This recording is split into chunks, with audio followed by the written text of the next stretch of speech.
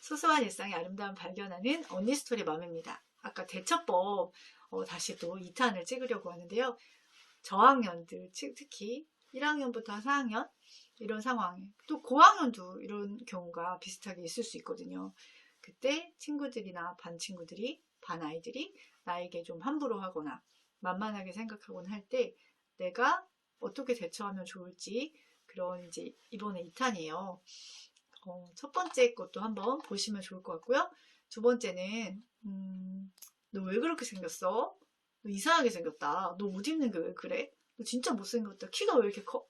키가 왜 이렇게 작아? 너 이렇게 말랐어? 그 외모로 놀리는 것들이 있을 때 또 흔히들 아이들이 많이 그렇게 하죠. 이름 갖고 놀리기도 하고요. 근데 이때도 당황하지 않고 알려줘야 돼요. 약간 더 큰 아이처럼. 외모로 놀리는 거는 잘못된 거야. 너도 알지?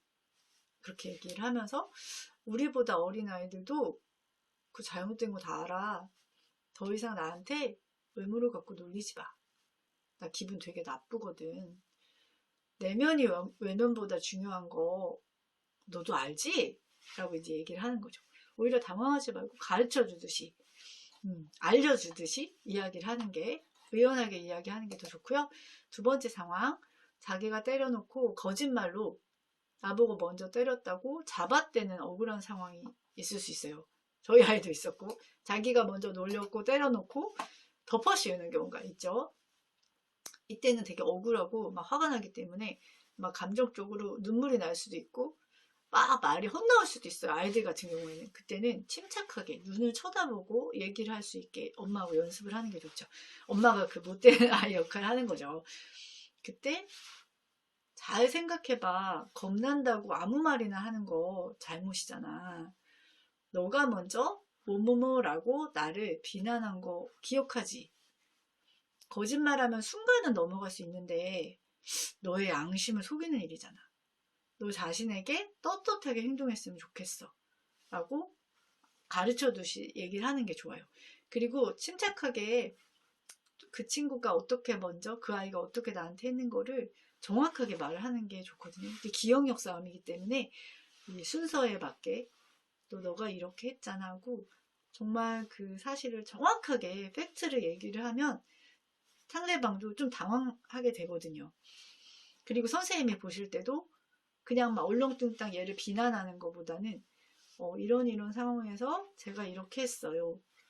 얘가 이렇게 했을 때 내가 하지 말라고 했는데 얘가 또 해서 저도 화가 났어요.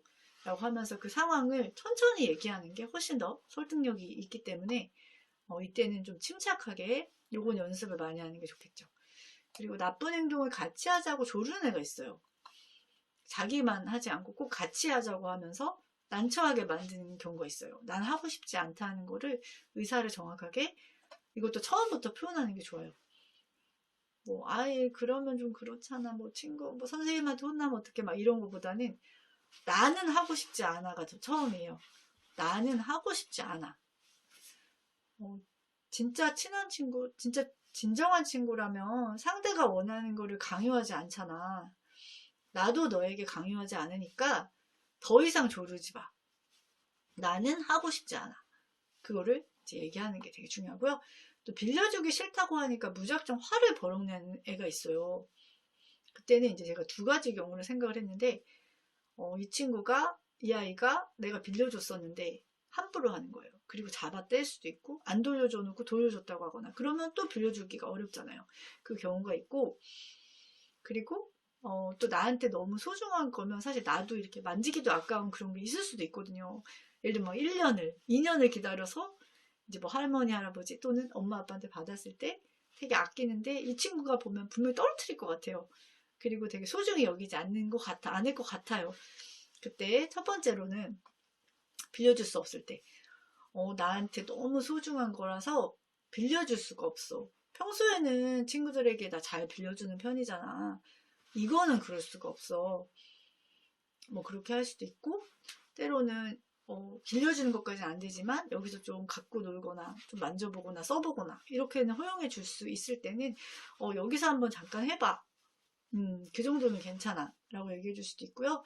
또 이 아이가 내 거 빌려갔는데 막 잃어버리거나 함부로 쓰거나 그런 적이 있는 거예요. 그럼 그거 좀 알려줘야겠죠. 내가 너를 빌려줄 수 없는 이유에 대해서 저번에 나한테 너가 빌려갔지만 너가 잃어버렸었잖아. 나 그때 되게 좀 속상했었거든.